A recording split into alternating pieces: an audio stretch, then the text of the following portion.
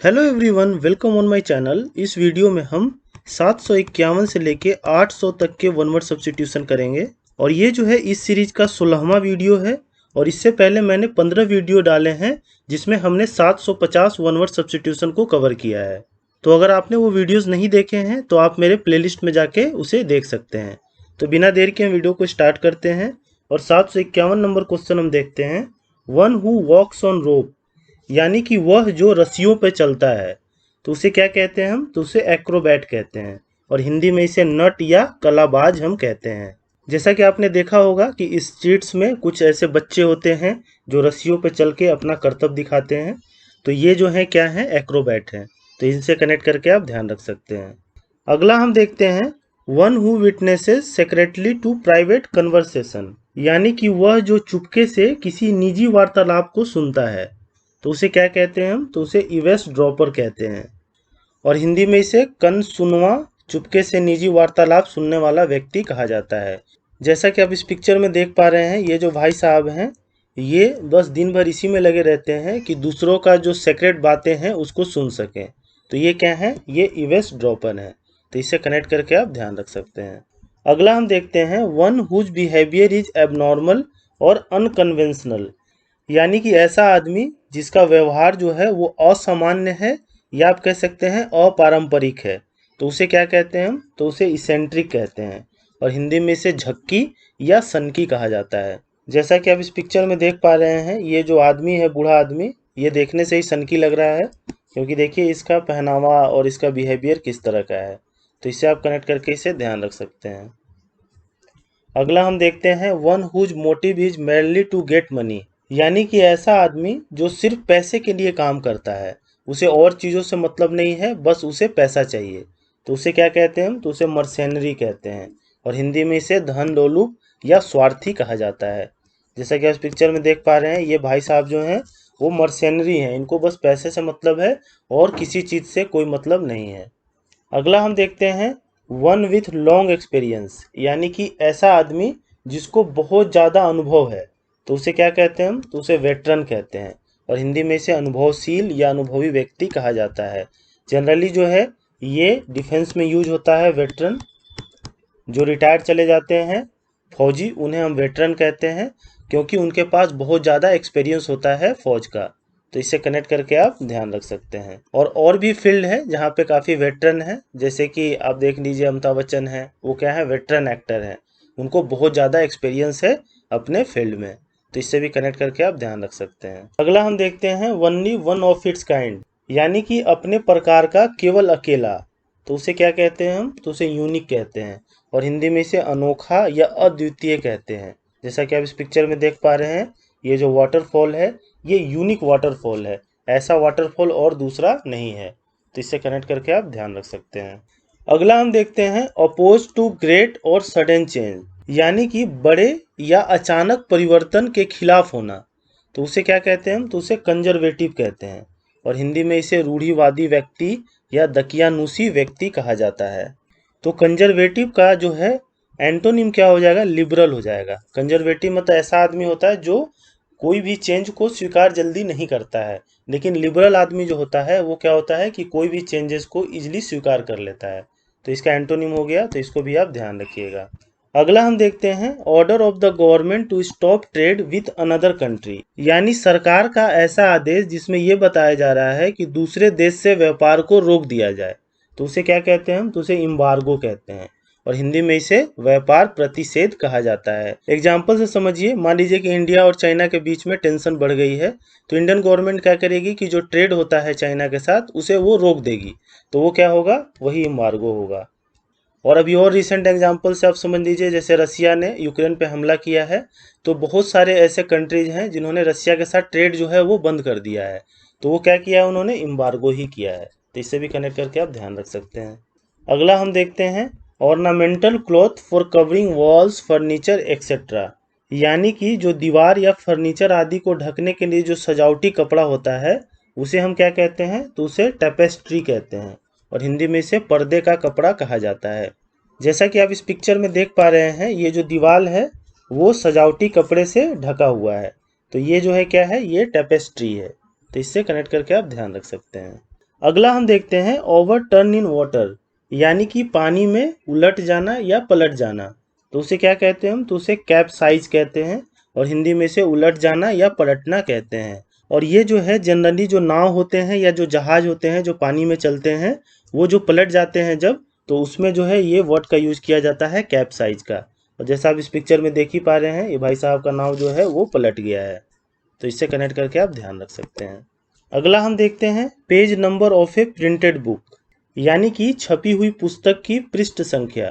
तो उसे क्या कहा जाता है? तो उसे फोलियो कहा जाता है और हिंदी में इसे पन्ना हम कहते हैं। जैसा कि आप इस पिक्चर में देख पा रहे हैं, देखिए यहाँ पे 26 लिखा हुआ है, यहाँ पे 27 लिखा हुआ है।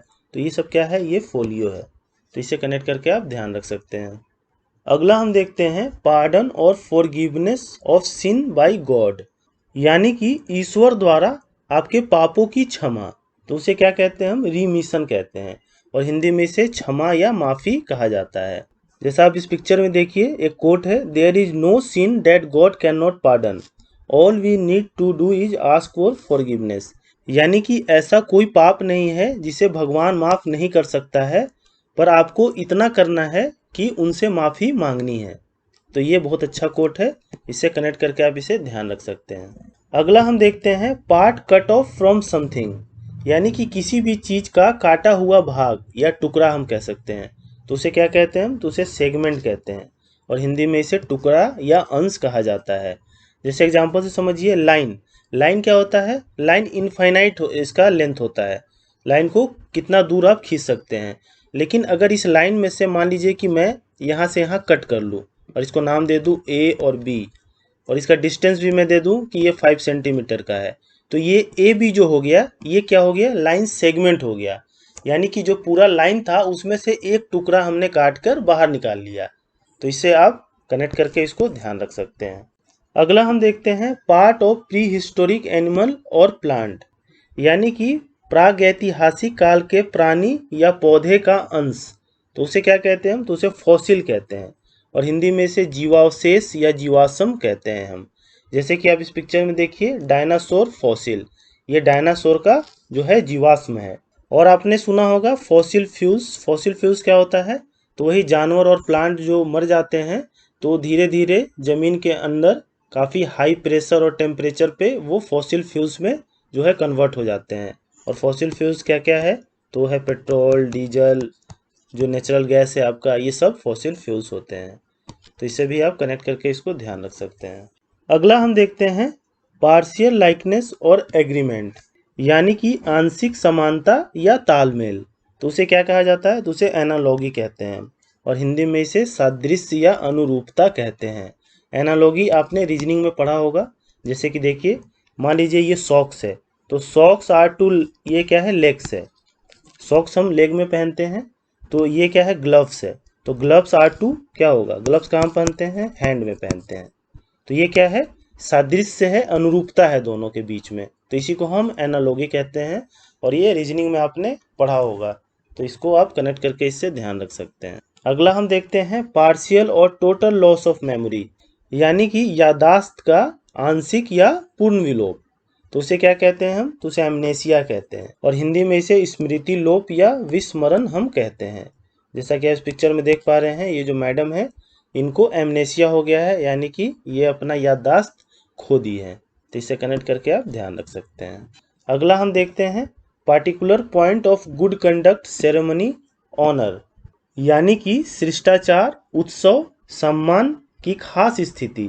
तो उसे क्या कहते हैं हम? तो उसे पंक्टिलियो कहते हैं और हिंदी में इसे अति औपचारिकता या अति शिष्टाचारिता हम कहते हैं। जैसे कि मान लीजिए कोई डिग्नेटरी बाहर से जब हमारे कंट्री में आता है तो हम क्या करते हैं कि उनको गार्ड ऑफ ऑनर देते हैं, यानी कि उन्हें हम सम्मान देते हैं। गार्ड ऑफ ऑनर का मतलब क्या होता है? सम्मान परेड हम कहते हैं उसे। तो वो क्या है? पंक्टिलियो है। तो इसे कनेक्ट करके आप ध्यान रख सकते हैं। अगला हम देखते हैं pass on from one generation to another, यानी कि एक पीढ़ी से दूसरे पीढ़ी में जाना।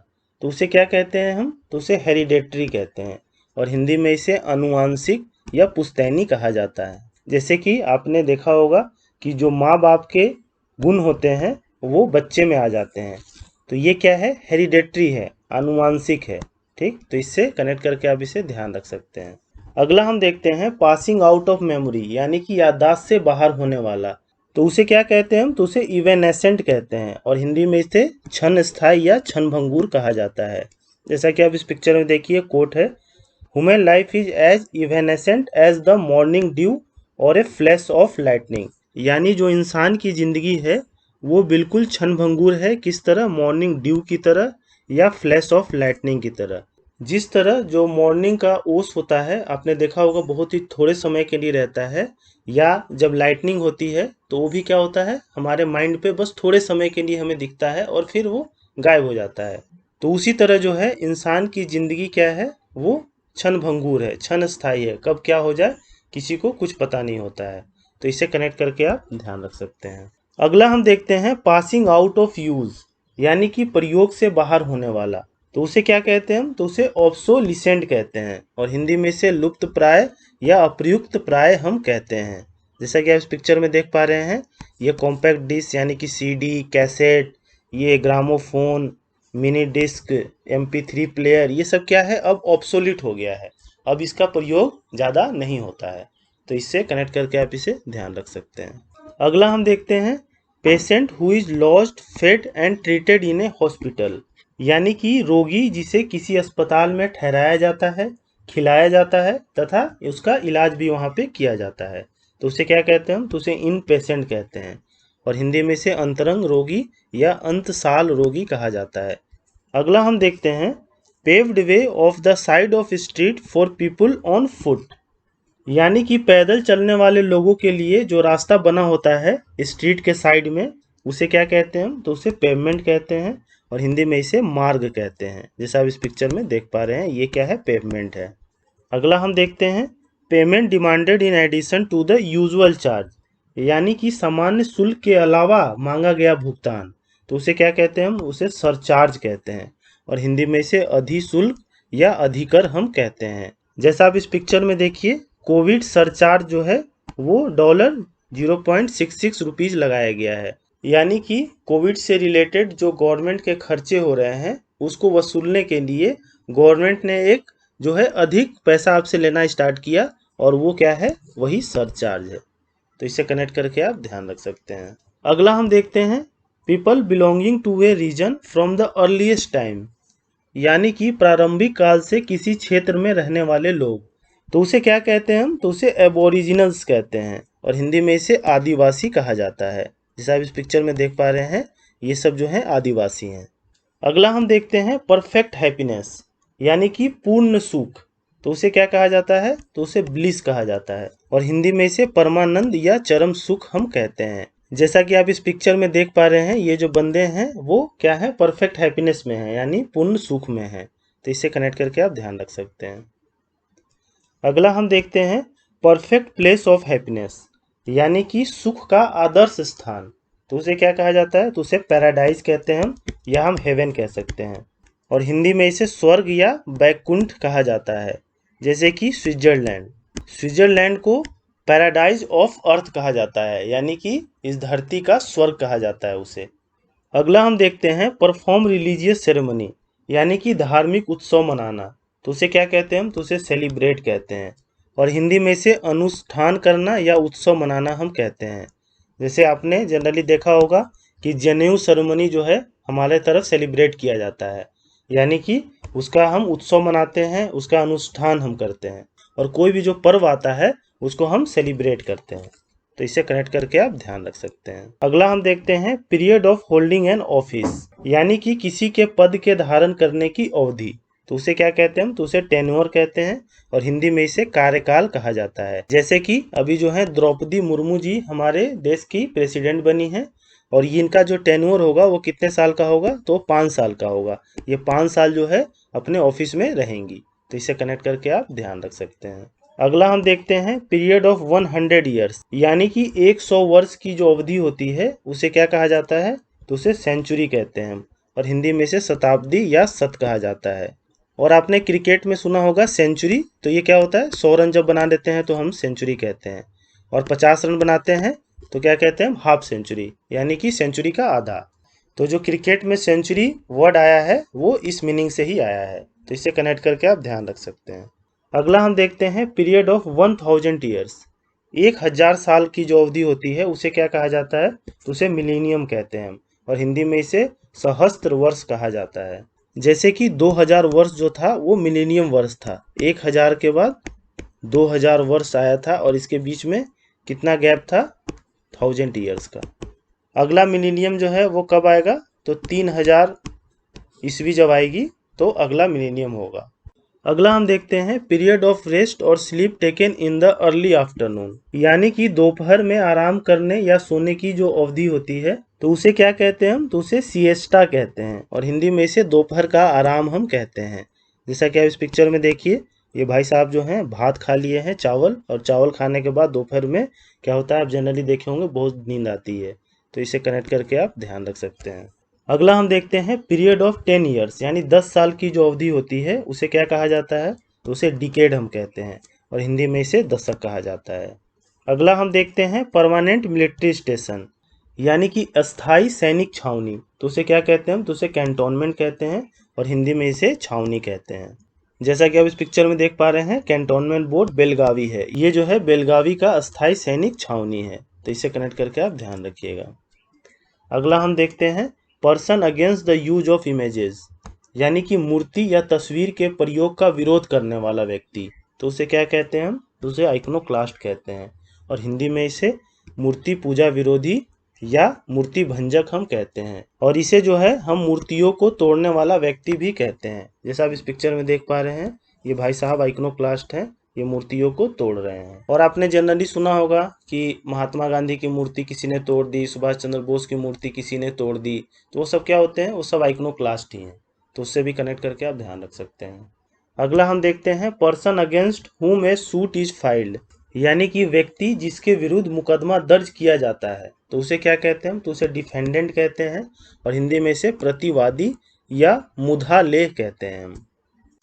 अगला हम देखते हैं person coming to a foreign land to settle there, यानी कि विदेश में निवास करने के लिए आने वाला व्यक्ति, तो उसे क्या कहते हैं? तो उसे इमिग्रेंट कहते हैं और हिंदी में इसे अप्रवासी कहते हैं हम। जैसे कि मान लीजिए कि अमेरिका है और इंडिया है, तो इंडिया से अगर लोग जाके अमेरिका में सेटल होते हैं तो अमेरिका के लिए वो क्या है? इमिग्रेंट है, तो ऐसे कनेक्ट करके आप ध्यान रख सकते हैं। अगला हम देखते हैं person fond of delicious food, यानी कि ऐसा व्यक्ति जो स्वादिष्ट भोजन का शौकीन होता है, तो उसे क्या कहते हैं हम? तो उसे इपिक्योर कहते हैं और हिंदी में इसे चटोरा या स्वादलोलुप कहते हैं हम। जैसा कि आप इस पिक्चर में देखिए, इस टाइप की जो डिलीशियस फूड होती है उसका वो बंदा शौकीन होता है खाने का, तो वही इपिक्योर है। अगला हम देखते हैं person force to flee to seek shelter, यानी कि भाग कर शरण लेने हेतु बाध्य किया गया व्यक्ति, यानी कि जबरदस्ती जो है उसको वहां से निकाल दिया गया है, तो बंदा क्या करेगा? किसी और कंट्री में जाके वो शरण मांगेगा, तो उसे हम क्या कहते हैं? तो उसे रिफ्यूजी कहते हैं और हिंदी में इसे शरणार्थी कहा जाता है। जैसे कि रोहिंग्याज मुस्लिम जो हैं उनका नेटिव प्लेस जो है वो म्यांमार था, लेकिन क्या हुआ कि वहाँ पे कुछ धर्म की लड़ाई के चक्कर में इन्हें जो है वहाँ से भगा दिया गया, तो ये जो है वहाँ से इधर उधर भाग गए दूसरे देशों में शरण मांगने के लिए, और इन्होंने इंडिया से भी शरण मांगी थी और इंडिया ने काफ़ी हेल्प इनको प्रोवाइड करवाया था।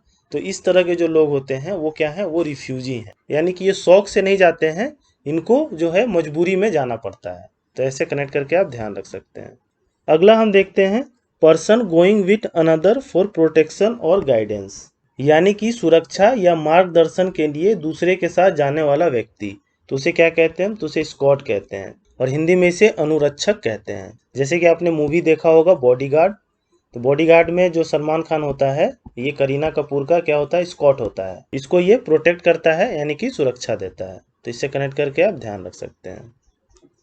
अगला हम देखते हैं person having right to elect, यानी कि व्यक्ति जिसे निर्वाचित करने का अधिकार है, तो उसे क्या कहते हैं? तो उसे इलेक्टर कहते हैं और हिंदी में इसे मतदाता कहते हैं। और जैसा आप इस पिक्चर में देख पा रहे हैं, ये सब क्या है? मतदाता हैं और ये वोट देने के लिए गए हुए हैं, तो इसे कनेक्ट करके आप ध्यान रख सकते हैं। अगला हम देखते हैं पर्सन होल्डिंग ए हाई ऑफिस, यानी कि ऐसा आदमी जो उच्च पद पर आसीन हो, तो उसे क्या कहते हैं हम? तो उसे डिग्नेटरी कहते हैं और हिंदी में से उच्च पदाधिकारी कहा जाता है। जैसे कि हमारे पीएम, प्रेसिडेंट, ये सब क्या है? ये उच्च पद पर आसीन हैं, ये डिग्नेटरीज हैं, तो इसे कनेक्ट करके आप ध्यान रख सकते हैं। अगला हम देखते हैं person kept as a prisoner, यानी कि कैदी के रूप में रखा गया आदमी। तो उसे क्या कहा जाता है? तो उसे कैप्टिव कहा जाता है और हिंदी में इसे हम बंदी कहते हैं। जैसे कि विंग कमांडर अभिनंदन वर्तमान जो है जब पाकिस्तान में गिरे थे तो वहाँ पे उन्हें कैप्टिव बना दिया गया था, यानी कि उन्हें बंदी बना दिया गया था। तो इससे कनेक्ट करके आप ध्यान रख सकते हैं। अगला हम देखते हैं person known for going to many parties, यानी कि ऐसा व्यक्ति जो अनेक पार्टियों में जाने के लिए मशहूर है। तो उसे हम क्या कहते हैं? तो उसे सोशियलाइट कहते हैं और हिंदी में इसे रईस कहा जाता है। जैसा कि इस पिक्चर में देख पा रहे हैं, ये सब जो हैं वो सोशियलाइट हैं। ये बहुत सारी पार्टियों में जाने के लिए मशहूर हैं।